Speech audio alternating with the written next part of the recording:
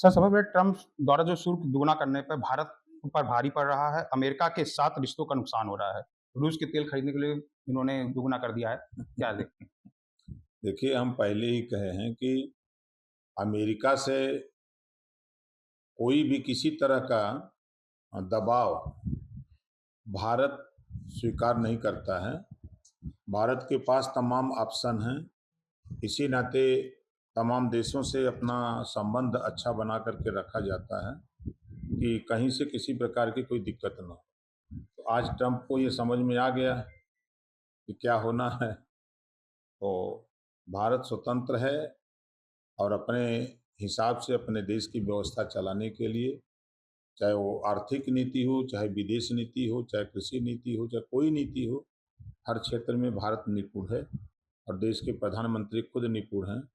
जो ट्रंप का जवाब उन्होंने दिया ना, तो जो प्रभावी शुल्क लग गया है, इसमें भारत अमेरिका के रणनीतिक रिश्तों में गंभीर प्रभावित भी होगा इसके लिए। कोई दिक्कत नहीं है। अगर अमेरिका के पास हथियार है तो हम लोगों के पास, भारत के पास भी हथियार है। कोई दिक्कत नहीं है। अमेरिकी सलाहकार हेसन का बयान आया है कि अगर भारतीय नहीं झुकते हैं तो ट्रम्प भी नहीं झुकेंगे। कौन जरूरत है? भारत तो खुद है 2047 तक आत्मनिर्भर और विकसित भारत होने जा रहा है। प्रयास उसमें पूरा देश लगा हुआ है। तो हम अमेरिका से क्यों डरेंगे? क्यों उनके ऊपर निर्भर रहेंगे? व्हाइट हाउस के सलाहकार ने रूस यूक्रेन युद्ध को बताया कि मोदी की लड़ाई है। ताकतवर भारत है तब न लड़ाई है। कहा कि मोदी की ही लड़ाई की वजह से आत्मा का बढ़ावा मिल रहा है। अमेरिका करदाताओं पर बोझ पड़ रहा है। उन्होंने कहा कि भारत रूस तेल खरीदना बंद करें, 25% छूट मिलेगी। देखिए, अमेरिका अपने हिसाब से अपने देश में काम करता है। चीन, रूस, जापान, भारत, सारे देश अपने अपने हिसाब से काम करते हैं। किसी का कोई वो नहीं है। कुछ चीज़ें हैं, समझौते होते हैं, लेकिन समझौतों पर जब देश, दूसरा देश खरा नहीं उतरता है, जब वो अड़चन करता है तो वो समझौते स्वतः समाप्त हो जाते हैं। विपक्ष का हमला है कि प्रिय मित्र ट्रंप को टैरिफ नीति तबाह करने वाली है। विपक्ष के पास कौन काम है? जब ये जान गए कि भारत उसको मानने को तैयार नहीं है, तो फिर तबाही की बात क्या कर रहे हैं? अखिलेश यादव कह रहे हैं कि उच्च अमेरिका शुल्क से उत्तर प्रदेश के निर्यात बर्बाद की कगार पर है। देखिए, अखिलेश जी की बात का कोई भरोसा नहीं है। अखिलेश जी कब बोलेंगे, तेजस्वी जी क्या बोलेंगे, राहुल जी कब क्या बोलेंगे, कोई इन लोगों का ठीक नहीं है। 10 क्षेत्रों में करीबन 2.17 लाख करोड़ का नुकसान होगा। कोई नुकसान नहीं होगा। अखिलेश जी बार उसके बार कह रहे हैं। अखिलेश कह रहे हैं ना। देखिए, इनके कहने से या करने से, अब जैसे ये लोग कह रहे थे कि अमेरिका जब टैरिफ करेगा तो भारत को नुकसान होगा। अब अमेरिका को नुकसान होने की स्थिति हो गई ना। वैष्णो देवी यात्रा पर भूस्खलन में 33 लोगों की मौत है। कई लोग घायल हैं। जम्मू कश्मीर के कटरा स्थित अर्धकुमारी के पास भारी बारिश के बाद एक हादसा हुआ है, जिसमें लगभग जलजमाव होने के कारण 3500 लोग से अधिक लोग निकाला गया है। 33 लोगों की मृत्यु है। इसमें क्या कहना है? देखिए, दुखद घटना है, प्रकृति की मार है। अब उसमें सरकार बचाव पक्ष में ही और पूरी ताकत के साथ लगती है और लगी भी है। प्रयास ये होता है कि लोग सकुशल जाएं, सकुशल आवें, लेकिन अब प्रकृति के सामने किसी का बस नहीं चलता है। अमर अब्दुल का सवाल है कि यात्रा रोकी क्यों नहीं गई? 33 लोग की मौत के बाद भी उन्होंने बारिश चेतावनी दी थी। वैष्णो देवी यात्रा रोकी क्यों नहीं गई थी? अब वो विपक्ष में उनका यही सब खाली सवाल करना है। तो उनकी भी तो जिम्मेदारी है। ये विपक्ष के लोग प्रकृति को रोक पाएंगे?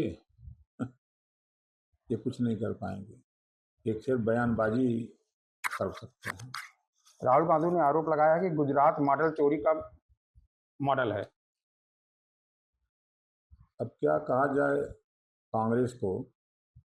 शुरू में ही जब लोकतंत्र की तैयारी हुई देश में, तभी चोरी कांग्रेस ने किया।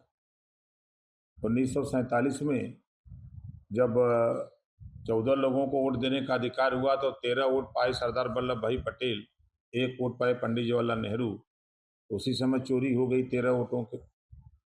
एक वोट वाले को जो है प्रधानमंत्री बना दिया गया, 13 वोट वाला रह गया। दूसरी चोरी इन लोगों ने 1952 में किया। 78,000 वोटों की चोरी बाबा साहब डॉक्टर अम्बेडकर जी के साथ किया। रामपुर में जीते हुए प्रत्याशी को हराकर वोट की चोरी किया। बनारस में वोट की चोरी किया इन लोगों ने। मतपेटी जो है गंगा में फेंकवा करके नई मतपेटी ला करके रख दिया। वोट की चोरी तो कांग्रेस के लोगों ने किया है। ये दूसरे के ऊपर क्या बोल रहे हैं? उन्होंने ये भी आरोप लगाया कि प्रधानमंत्री मोदी, गृह मंत्री अमित शाह अब मुख्य चुनाव आयोग पर वोट चोरी का आरोप लगाते हुए कहा है, गुजरात मैटर आर्थिक नहीं है। देखिए, ये लोग का विरोध करना काम है। अगर ये लोग वास्तव में आरोप लगा रहे हैं चुनाव आयोग पर, तो पहले तो ये कांग्रेस को कर्नाटक में वोट चोरी की सरकार है, इसको रिजाइन दे देना चाहिए। अखिलेश जी, राहुल जी, इन लोगों की पार्टी के जो जीते हुए लोग हैं, ये चुनाव आयोग की गड़बड़ी से, धांधली से, वोट काटने से जीते हैं। इन लोगों को रिजाइन दे देना चाहिए। और इन लोगों को ज्ञान नहीं है कि जब कांग्रेस की सरकार थी, तब भारतीय जनता पार्टी ने 282 सीट जीती थी। अब आज भारतीय जनता पार्टी की सरकार होते हुए 240 रह गई। अगर चोरी करते तो 500 सीट जीतते। एमके स्टील ने बिहार में वोटर अधिकार यात्रा में भाग लिया और कहा कि मतदाता नाम हटाना आतंकवाद से भी बदतर है। इसके अलावा बेचारे क्या कह सकते हैं? कुछ तो कह नहीं सकते हैं।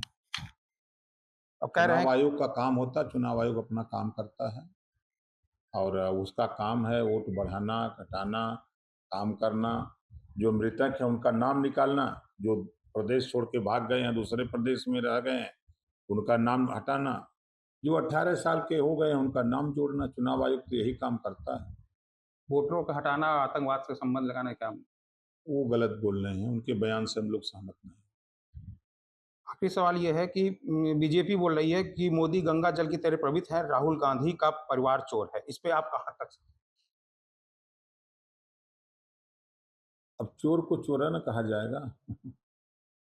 ये तो प्रत्यक्ष प्रमाण है कि सरदार वल्लभ भाई पटेल के साथ वोट की चोरी हुई, बाबा साहब डॉक्टर अम्बेडकर के साथ वोट की चोरी हुई 78,000।